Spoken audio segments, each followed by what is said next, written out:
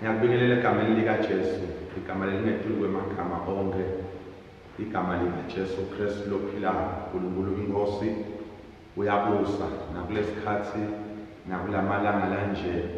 uNkulunkulu solo anathi egameni likaJesu. Asesifunde naleli laNkulunkulu encwadini yaNumeri chapter 20, sifunde khona verse 10 na 11 egameni likaJesu. iBhayibheli lifundeka kanje: yena na-Aroni bahlanganisa sonke sive embi kwaleli dwala. Mose wathi kubo, lalelani-ke mahlubuka, sinikhokhele yini emanti kuleli dwala? Ngakho Mose waphakamisa isandla sakhe washaya leli dwala kabili ngendlulu. Emanti ampompota kuleli dwala banatha bona bonke kanye netifuyo yabo egameni likaJesu. Lana sifunda khona sithola sive saNkulunkulu ema-Israyeli aselihambeni loluya evela lesethembiso egameni likaJesu. iBhayibheli lithi lesive lesi bekusive kusukela saphuma eGibhithe emva kokuwela olwandle lolubovu. Siwabonile amandla kaNkulunkulu ukuthi isandla saNkulunkulu sisinzisa kangakanani. Kuthiwa sakucala sakhonona ngenxa yetimo besibhekana nazo, ngenxa yetiwombe, ngenxa yetimbi yasehlane egameni likaJesu. Glory to Jesus. iBhayibheli lithi lesive lesinene sakhona safela ehlane, safela endleleni ngenxa yokukhonona egameni likaJesu. Lithi-ke livi laNkulunkulu nasona lesive lesesele lebusona kuyinsali leseyisalele ukuthi ingangena kuleli live lesethembiso. iBhayibheli lithi naso sakhonona. Lapha sifunda khona kunesimo lesimatima, simo sekuphela kwemanti kanti basendaweni lelihlane egameni likaJesu. Ngoba timo matiphela la tiphela khona ngalesinye isikhathi kuba sehlane, kuba kalashame, kuba sendaweni la khona you can't believe even on the same God la khona uNkulunkulu angenda umangaliso khona. Kodwa iBhayibheli lithi lesive sesikhononile uMoses na-Aroni. iBhayibheli lithi-ke boMose bayadi indzawo yabo yokukhala, abaphanga nawo emagama ekutibuyisela kulesive noma kusiphendula noma kulwa naso. Glory to Jesus. iBhayibheli lithi boMoses base baya ethendeni yokuhlangana ngoba ngifuna ukukhuluma nawe ukuthi yadi indzawo yakho yemandla egameni likaJesu. Ngoba ngalesinye isikhathi into latifika tifuna ukuthi ngabe unayo yini indzawo yekubalekela. Ngoba uNkulunkulu wethu usiphephelo sethu, uNkulunkulu wethu uyincaba yethu, uNkulunkulu wethu ungumpheme wokuphephela kwethu egameni likaJesu. iBhayibheli lithi sebakhalile boMoses na-Aroni egameni likaJesu uNkulunkulu wabeva egameni likaJesu. Ngoba ngikhuluma nawe right now, mhlambe kunesimo lobhekane naso, mhlambe uyakhala ehlotsheni nasebanganini, kodwa into katendeke egameni likaJesu. Mhlambe siyakhala, sikhala kuhulumende, sikhala kubaholi ngegama likaJesu. Kodwa iBhayibheli lithi Mose wayadi indzawo yakhe yekubeka khona tikhalo takhe. iBhayibheli lithi every need and everything lebekuyi-problem wakusubmitha to the Most High God. iBhayibheli lithi-ke uNkulunkulu wayiva inkulumo yaMoses, lithi wasewumnika umyalo lothi Mose thatha imvubu egameni likaJesu, imvubu le engetimanga ngemuva uyibeke eceleni egameni likaJesu. But ngifuna ukukhulume right now, ngifuna ukukhulume this time around, ngifuna ukukhulume amagama egameni likaJesu. Ngikunikeza leli dwala linawo emanti, but it will depend on the principle ukuthi usebenzisa yiphi. iBhayibheli lithi Moses bekagcwele umakhi uNkulunkulu, mhlambe nekumjwayela uNkulunkulu, mhlambe nekwati emandla alendvuku lebekahamba nayo egameni likaJesu. iBhayibheli lithi-ke akayishiyanga lendvuku nangesikhathi la khona uNkulunkulu bekathi ufuna a different application egameni likaJesu. Glory to Jesus. LiBhayibheli ke lithi wahamba nayo le ndvuku ngoba bekayathi kuyindvuku yamandla ngegama likaJesu, ngoba baningi abantu bangakadilahli abatilahliswa ukuthi bathi ukuthi tinemandla, abatilahliswa ukuthi tike tabasebentela itolo. But ngifuna ukukhuluma namagama kulo mnyaka usesuka lo wa-2021, glory to Jesus, ukuthi uNkulunkulu uthi asikhulume amagama ngegama likaJesu Kristu.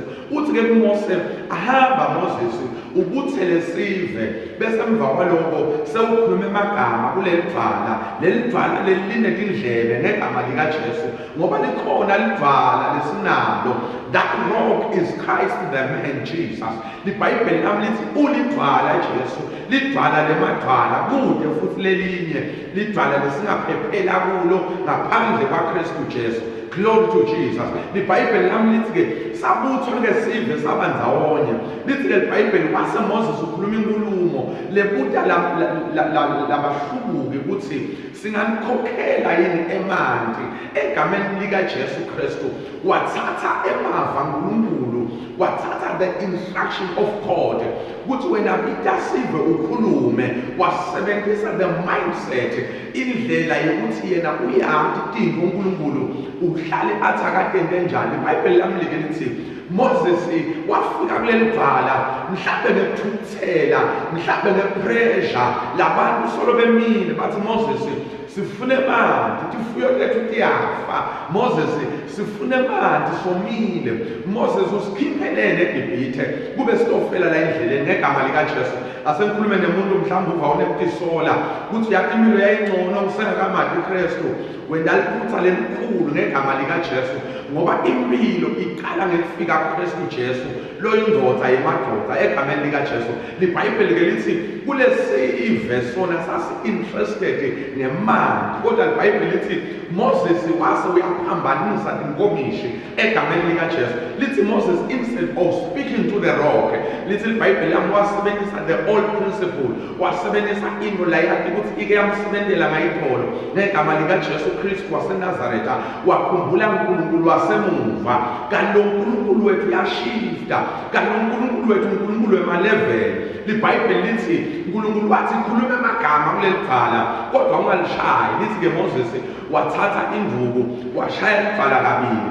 The moment emanti aphuma ngegama likaJesu, glory to Jesus, lithi lamanti makaphuma indzaba yekona noma indzaba yekungenti kahle yaseyisala naMoses naNkulunkulu na-Aaron egameni likaJesu, ngoba abantu labalive kahle livi laNkulunkulu egameni likaJesu Kristu. Ngibo nje ngishumayela ngale ndlela ngegama likaJesu. I cannot wait for the gathering in the name of Jesus, because I was called and assigned and ordained and anointed for a time such as this in the name of Jesus. Lo nkulunkulu lo wamgqoka lo wambitela sona lesikhathi lesi ngegama likaJesu. He knew that this time is coming. La khona kube nama-restrictions ama-gathering, but the God will serve in the name of Jesus. Uthi angikhulume amagama over your life, ukuthi the things you have tried to use in the past, mhlawumbe kunedingo lesike satizama letinye betiphatheka, the principles tasebenza kwaba sikhathi sato, but the time has come la khona utawusinza abantu labatawukhuluma amagama ngegama likaJesu. LiBhayibheli lithi emva kokuthi emanti aphume lesive sajatshuliswa ukuthi sona emanti ayaphuma ngegama likaJesu. Let me speak to some leaders in the name of Jesus. Singajabuliswa ukuthi emanti ayaphuma, singajabuliswa ukuthi inkinga talabantu tiyasolveka, but asijabule ngoba uNkulunkulu wethu sende lokhu lombona instructor kona in the powerful name of Jesus. Glory to Jesus. Asingendi into letawujabulisa sive, kasingendi into letawujabulisa labagulako, kasingendi into letawujabulisa labaphuyile, kasingendi into letawujabulisa laba-oppressed, kodwa kasende into lathi uNkulunkulu kasiyende ngegama likaJesu. He has sent me and anointed me to speak a word that him alone in all things are possible. Kuye kude lokungeke kuze kwendeke. LiBhayibheli lithi uNkulunkulu ase uyakhuluma wakhuluma kuMoses wathi Moses njengoba senonile na-Aroni nina lelive ngeke nisalibona. iBhayibheli lithi wathi kuMoses yenyuka na-Aroni niye entsabeni. iBhayibheli lithi nakefika entsabeni lithi wathi uNkulunkulu Aroni sewutawusala khona la negama likaJesu. I want to demonstrate to you Moses that I am God of his words. Egameni likaJesu lithi ngempela Moses nakabona Aroni asala nakabona Aroni afa negama likaJesu lithi inhlithiyo yakhe yagcamuka kakhulu wabona ukuthi uNkulunkulu uqinisile. lithi wabona ukuthi uNkulunkulu vele bekasho mbamba ukuthi ngeke basangene eKhenani. lithi emva kwekufa kwa-Aroni iBhayibheli lithi uNkulunkulu he instructed Moses egameni likaJesu. Let me subtitle my sermon tonight in the name of Jesus. Ngithi uNkulunkulu akagcutshwa ngegama likaJesu Kristu ngoba lo uNkulunkulu wethu ubusa ngegrace akabusi ngemthetho ngegama likaJesu. lithi emva kokuthi atshele Moses ukuthi Aroni kakufa thatha tembatho takhe utinike Eliyezari utawuqhubeka akhone abambe isikhundla sa-Aroni njengempristi. iBhayibheli lapho lithi Moses akazange amdube uNkulunkulu ngoba uNkulunkulu akagcutshwa. lithi uNkulunkulu asakhiphe emagama labuhlungu emagama lalimatako simo lesithi ngeke usangena eKhenani. Mhlawumbe Moses waba nepisola wathi uNkulunkulu sengisibone kangaka sife ngibuyaphi la ngibuya khona nesife ngisithethe eGibhithe ngegama likaJesu. ngathi wakhumbula konke ebishayo lathi demonstrate lalentendeka embi kwaFaro eGibhithe. wakhumbula indlela abaphuma ngayo wakhumbula emahlane wakhumbula nondlela ubovu ahamba naNkulunkulu. But iBhayibheli lapho lithi inhlithiyo yaMoses yababuhlungu kodwa kunento langazange ayeke azange amdube uNkulunkulu egameni likaJesu. lithi emva kokufa kwesisi wakhe Miriam nekufa kwa-Aroni negama likaJesu lithi Moses akazange amdube uNkulunkulu. lithi iBhayibheli wathi uNkulunkulu emva kwaMose wena Mose yena yonke le mithetho. emva kwalokho lithi wathi uNkulunkulu wena Moses I am giving you a task. Just call Joshua because ngifuna anointed Joshua.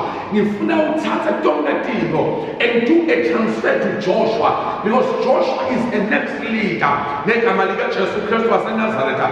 azange Moses athi uNkulunkulu wabeka umuntu ngiphila kwento njani. But iBhayibheli lapho lithi akazange amdube uNkulunkulu. lithi waqhubeka wena njengoba uNkulunkulu bekashilo. Glory to Jesus. lithi waqhubeka waqhoba Joshua njengomholo tawulandzela. iBhayibheli lapho lithi-ke emva kokuba akwente lokho iBhayibheli lithi wasawuthi uNkulunkulu Moses ikhuphukele entabeni ngegama likaJesu Kristu. ngijabuliswa ukuthi uNkulunkulu athi kuMoses yena tinto letinenge ngegama likaJesu. There were so many instructions after ukuthi uNkulunkulu akhiphe isigwebo sekuthi Moses sewonile usebenzisa ingqondo yakho ukukhipha emanti ngegama likaJesu. Don't celebrate ukuthi emanti ayaphuma. Don't celebrate ukuthi lento boyifuna soyitholile.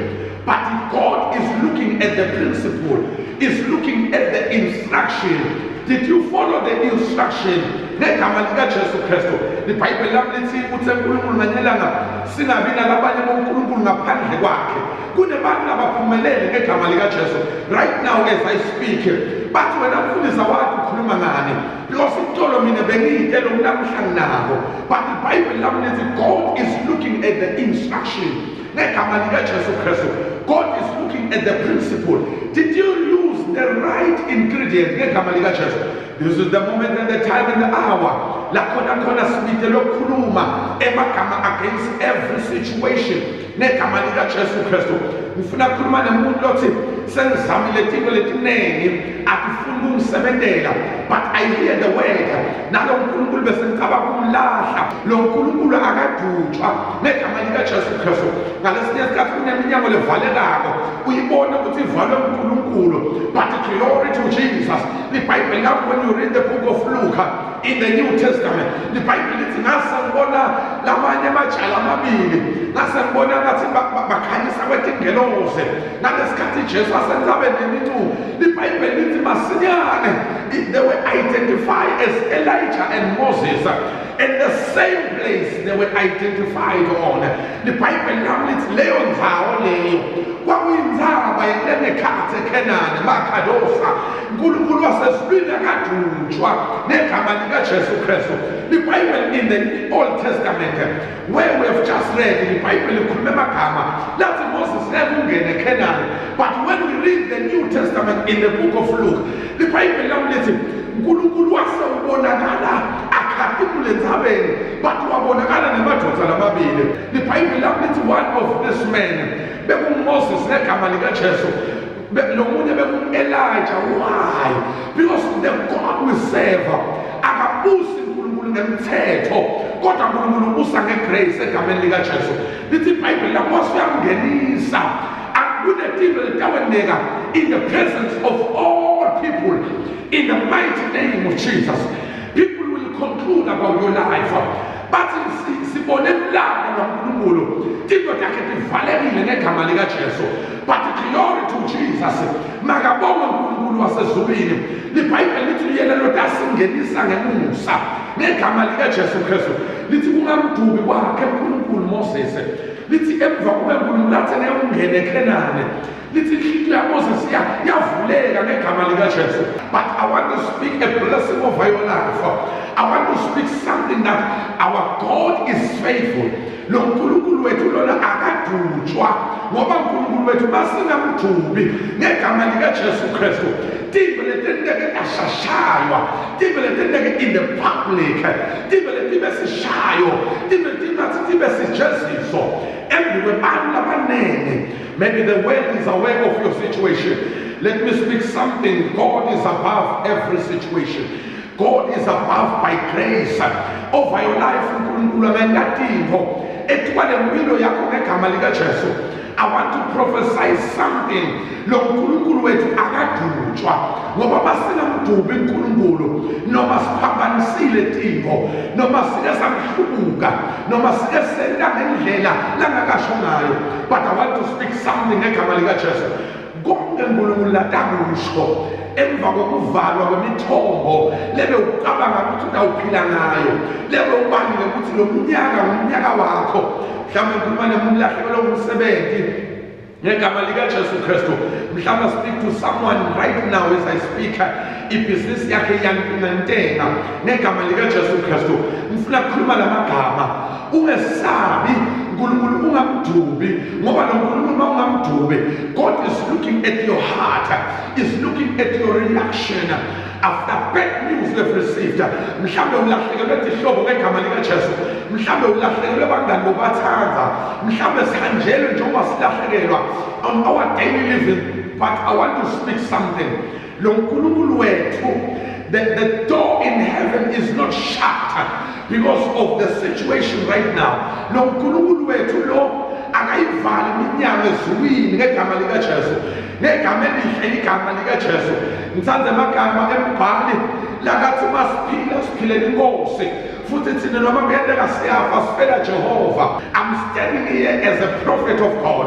I want to declare 2021 njengomnyaka we-supernatural, njengomnyaka wetimangaliso, njengomnyaka of making a difference in the name of Jesus Christ. Umnyaka wokulandzela ama-principle ngegama elihle igama likaJesu. Mhlawumbe kunetinto lonke kutithole, mhlawumbe kunetinto already you have missed ngegama likaJesu Kristu waseNazaretha. But the grace of God, lo musa waNkulunkulu lotholakala ngengamdubi uNkulunkulu utamangisa ngegama likaJesu. Lo musa waNkulunkulu lotholwa abantu labatawuthi sitawuqhubeka noma kunje ngegama likaJesu Kristu. Lo musa waNkulunkulu utawungenisa abantu etindzaweni labe concludiwe khona, labe live khona litsheliwe kuthiwe sibani akasoze aphumelela, kuthiwe sibani akasoze enza, kuthiwe sibani akasoze awuthola umsebenzi, kuthiwa le bhizinisi akayisoze yavuka. But I want to prophesy over your life ukuthi khohlwa ngetinto letilimele, but you can use the remaining in the name of Jesus. Father, I declare in the name of Jesus, I speak to someone right now, ngegama lika Jesu Kristu, tino takhe tivalekile, tino takhe timenza wonye, tino takhe tistambude ngegama lika Jesu. I want to unlock in the name of Jesus. I declare in the name of Jesus, for the power and the Spirit of the Lord has anointed me to unlock in the name of Jesus. I declare all goodness and mercy that shall be upon everyone in the name of Jesus. Siphe moya uNkulunkulu wekunakuthubi, siphe moya wekunakuflathele ngegama lika Jesu. All things are possible in the mighty name of Jesus Christ. I declare you are never the same. In Jesus' name, amen.